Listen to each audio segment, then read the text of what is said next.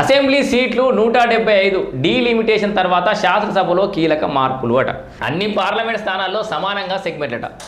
అంటే ఒక పార్లమెంట్లో 8 అసెంబ్లీ స్థానాలు ఉంటే ఇంకో పార్లమెంట్ కూడా 8 ఉండాలి. అట్లా సమానంగా డివైడ్ చేయాలని చెప్పేసి ఆలోచిస్తున్నారట. వచ్చే ఎన్నికల నాటికి 33% మహిళా రిజర్వేషన్, ఫలితంగా పురుష వేతన నేతలకు తగ్గనున్న ప్రాధాన్యం, ఎంపీ సీట్ల సంఖ్యను పెంచాలని పాలకులపై ఒత్తిడి, 33% లేదా 50% స్థానాలు పెంచే ఆలోచన, రాష్ట్రంలో 23 లేదా 25 చేరుకున్న ఎంపీ స్థానాలు, ఎమ్మెల్యే స్థానాల సంఖ్య సైతం పెరిగే అవకాశం, రాష్ట్ర పునర్విభజన చట్టంలో కూడా మార్పులు చేసే ఛాన్స్.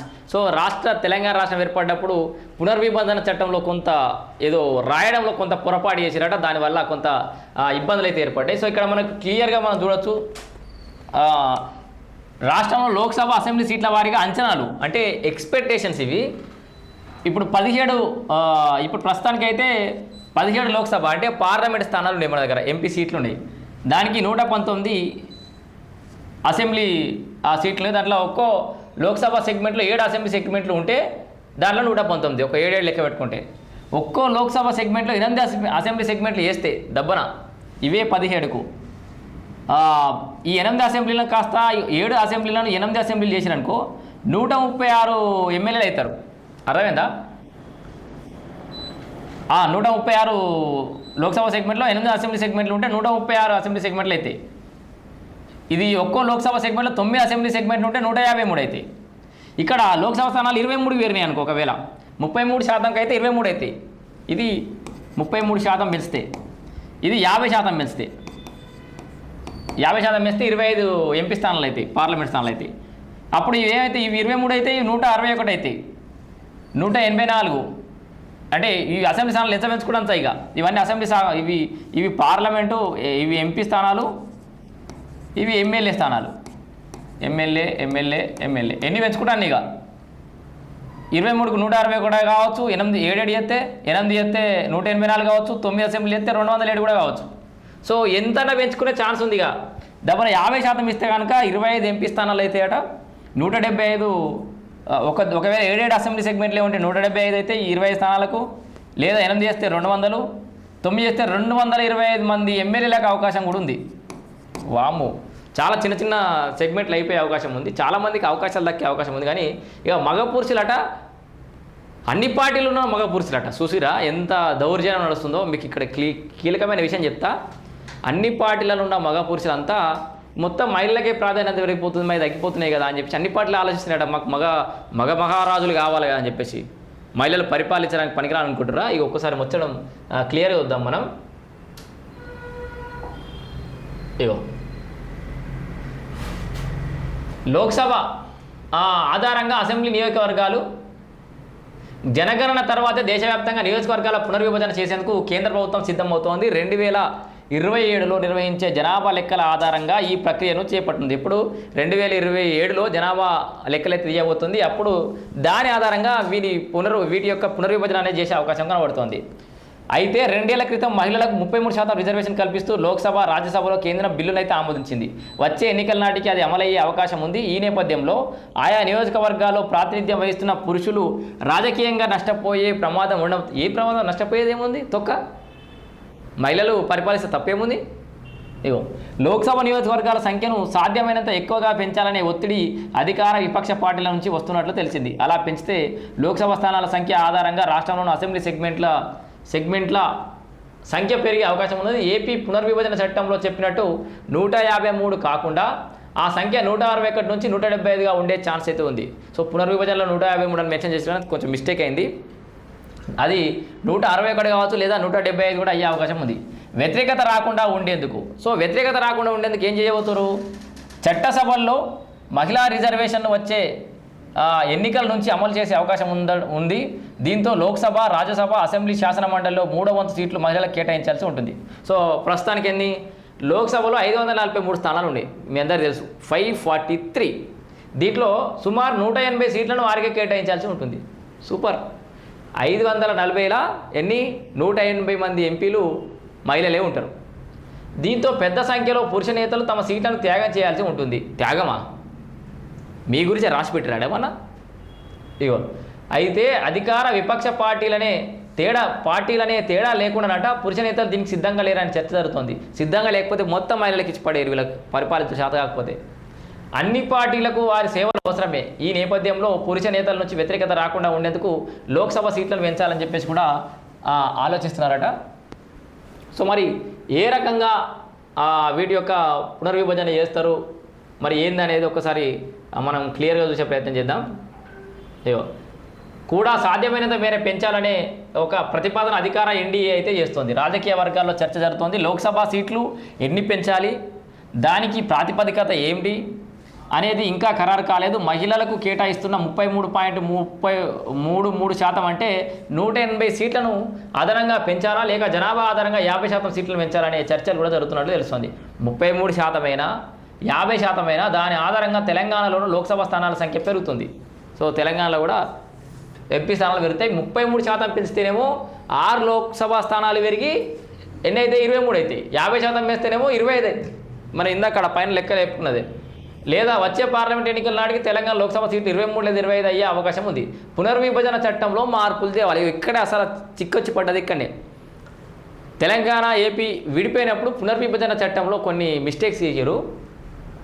రాష్ట్రంలో ప్రస్తుతం 17 లోక్సభ స్థానాలు ఉండగా ఒక్కో సెగ్మెంట్ పరిధిలో 7 అసెంబ్లీ నియోజకవర్గాల చొప్పున మొత్తం 119 స్థానాలు ఉన్నాయి.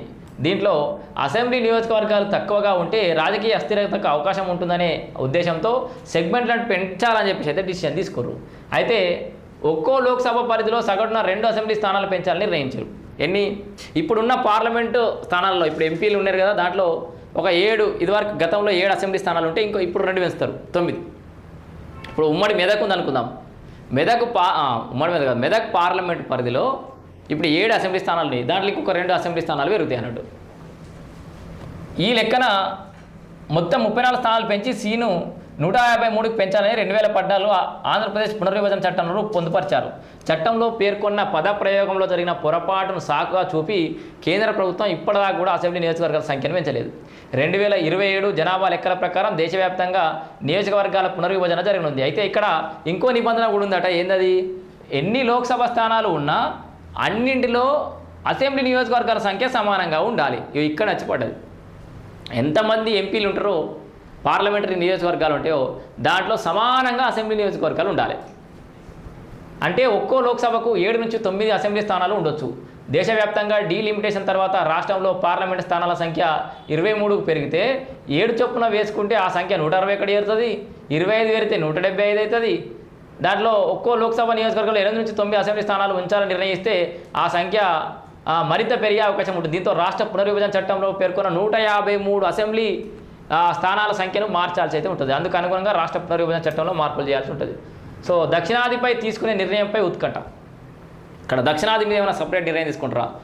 నిజంగా తెలంగాణ రాష్ట్రంలో మరి 225 దాకా పెరుగుతారా ఎమ్మెల్యేలు? ఒక 25 అసెంబ్లీ లోక్సభ స్థానాలు పెరుగుతాయా?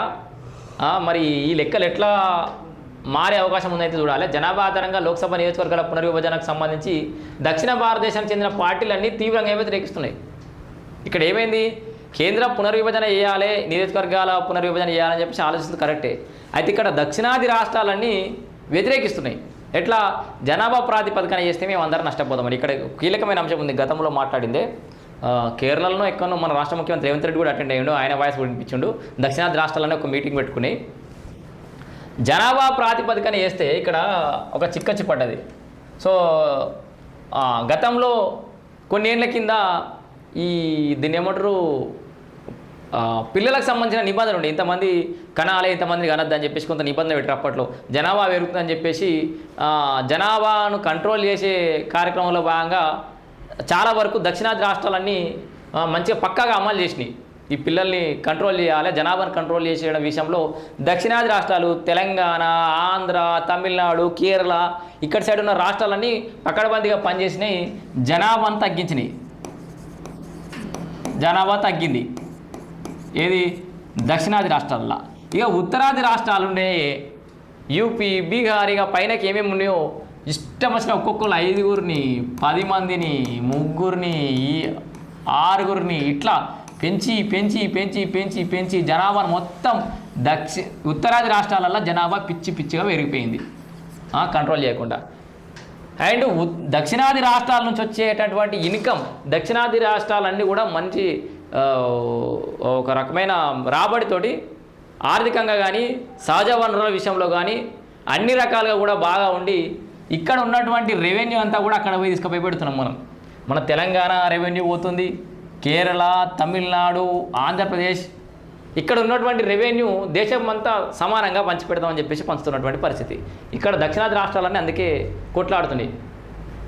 అద్భుతంగా సహజ వనరులు ఉండి అన్నీ బాగా ఉండి కష్టపడి పనిచేసి ఏదో ఒకటి చేసి ఫైనాన్షియల్గా బాగున్న మా రాష్ట్రాల నుంచి డబ్బులు తీసుకుపోయి అక్కడ పెట్టి ఇక్కడ వీళ్ళేమో పిల్లలను పెంచి జనాభాను పెంచి అక్కడ ఖర్చులు పెంచి దేశ ఆర్థిక పరిస్థితులను దివాలా తీస్తుంది వీళ్ళు కదా.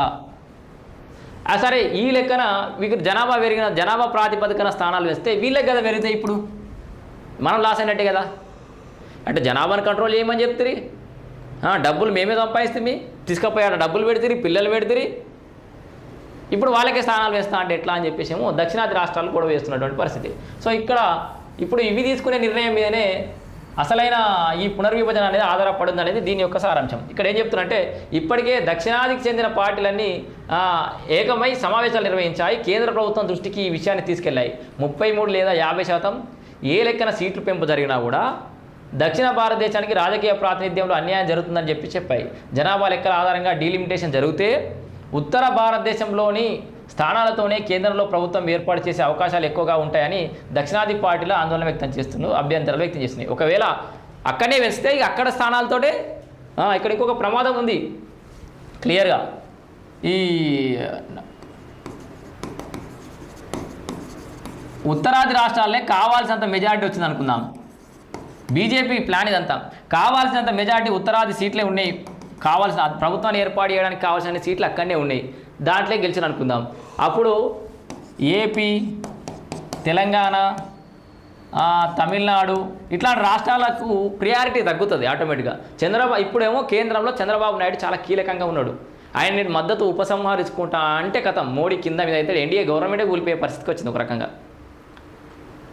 ఇప్పుడు అట్లా జరగడం వల్ల ఏం జరిగింది, ఇప్పుడు తెలంగాణ కన్నా కొంత అటు ఇటు నిధుల విషయంలో వెనక ముందు ఆడుతురు, యూరియా విషయంలో కొన్ని అనేక విషయాలలో. ఏపీకి మాత్రం వెనకాడరు కదా, ఏదంటే అది వరాల జల్లి కుదిరిపించాల్సిన పరిస్థితి ఏర్పడ్డది కేంద్ర ప్రభుత్వానికి. సో నార్త్ రాష్ట్రాలతో పాటు ఈస్ట్ మన సౌత్ సైడ్ రాష్ట్రాలను కూడా అట్లే సమానంగా చూసే పరిస్థితులు ఇప్పుడు ఏర్పడ్డాయి. ఎందుకంటే వాళ్ళకి కావాల్సిన సీట్లు అటు రాలే. అదే ఇప్పుడు పునర్విభజన చేసి ఇక్కడే కావాల్సిన సీట్లు వస్తే చంద్రబాబును దేకరు, రేవంత్ రెడ్డిని దేకరు, కేసీఆర్ దేకరు, ఇక్కడ ఏ నాయకుడు ఉన్నది దేకరిగా. ఎందుకంటే వాళ్ళకి కావాల్సిన అటే ఉంది, మొత్తం వివక్షకు గురవుతాయి, వెనుకబడతాయి దక్షిణాది రాష్ట్రాలన్నీ. సో ఇప్పుడు మన వాళ్ళ ఆందోళన కూడా గదే. సో ఉత్తర భారతదేశంలోని స్థానాలతో కేంద్ర ప్రభుత్వం ఏర్పాటు చేసే అవకాశాలు ఎక్కువగా ఉంటాయని దక్షిణాది పార్టీలు ఆందోళన వ్యక్తం చేసి అభ్యంతరాలు వ్యక్తం చేశాయి. దీంతో దక్షిణ భారతదేశానికి అన్యాయం జరుగుతుందని, ఈ ప్రాంతం రాజకీయంగా అభివృద్ధి పరంగా నిర్లక్ష్యానికి వివక్షకు గురవుతుందని పేర్కొంటున్నాయి. ఈ నేపథ్యంలో కేంద్ర ప్రభుత్వం ఎలాంటి నిర్ణయం తీసుకుంటుందో అనేది వేచి చూడాలి. ఇక దీంతో పాటు ఇది అసెంబ్లీ స్థానాలకు సంబంధించి మరి మీ అభిప్రాయం కూడా తెలియజేయరు. 175 సీట్లు పెరిగితే మంచిదా, జనాభా ప్రాతిపదికన సీట్లు పెరిగితే మంచిదా, ఒకసారి ఆలోచన చేయండి.